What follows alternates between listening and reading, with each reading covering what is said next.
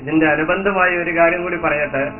ഇപ്പോ ഈ വിഷയകമായി കാലം തന്നെ മുജാഹിദുകളോട് മധുരമായി പകരം വീട്ടിക്കൊണ്ടിരിക്കുകയാണ്. കാരണം ഒരു കാലത്ത് ഇൻതദുഉഹും എന്ന ആയത്തോതിക്കൊണ്ട് നമ്മളെ കാഫിറാക്കിയവരുടെ നേരെ ആലുവയിൽ വെച്ച് നമ്മൾ അവർ ഓതുന്ന ആയത്തോതി അവരോട് ചോദ്യം ചോദിച്ച ഒരു രംഗമുണ്ടായിട്ടുണ്ട്.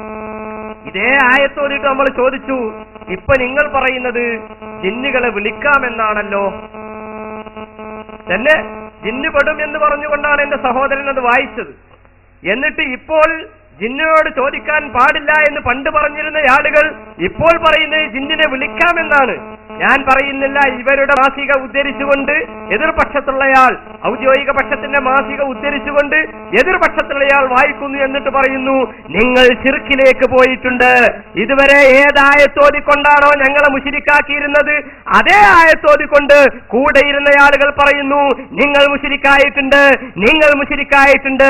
കാലം മധുരമായി പകരം വീട്ടുന്നതിന്റെ നേർസാക്ഷ്യമാണ് നിങ്ങൾ ഇവിടെ കാണുന്നത്. ഇസ്ലാഹ് 2007 ഏപ്രിൽ മാസം.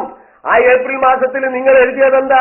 ഒരാൾ വിജനമായ സ്ഥലത്ത് വെച്ച് എത്തിപ്പെട്ടാൽ ജിന്നുകൾ കേൾക്കുമെന്ന് കരുതി, മലക്കുകൾ കേൾക്കുമെന്ന് കരുതി വിളിച്ചാൽ അത് പ്രാർത്ഥനയിൽ ഉൾപ്പെടില്ല എന്ന് നിങ്ങൾ എഴുതി. പക്ഷേ പ്രാർത്ഥനയല്ലേ അത്?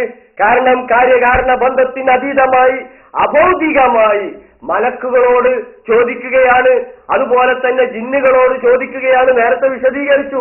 അപ്പൊ പ്രാർത്ഥിക്കാമെന്ന് നിങ്ങൾ പറഞ്ഞിട്ടുണ്ട്, നിങ്ങൾ എഴുതിയിട്ടുണ്ട്, നിങ്ങൾ ശിർക്കിലേക്ക് പോയിട്ടുണ്ട്. ഇത് വസ്തുതയാണ്. ഞങ്ങളത് അപ്പൊ നിങ്ങൾ ശിർക്കിലേക്ക് പോയിട്ടുണ്ട് എന്ന് പറഞ്ഞാൽ ആരോടാ അറിയോ? സ്വന്തം കൂടെ കിടന്ന തൗഹീദിന് വേണ്ടി വലിയ പ്രചാരണങ്ങൾ നടത്തിയ ആളുകളോട് കൂടെയുള്ളവർ പറയുന്നു നിങ്ങൾ ശിർക്കിലേക്ക് പോയിട്ടുണ്ട്. ഇങ്ങനെ തിരിച്ചും പറഞ്ഞിട്ടുണ്ട്. ഇൻഷാ അല്ലാഹ് ആവശ്യമുണ്ടെങ്കിൽ അതും കേൾപ്പിക്കും.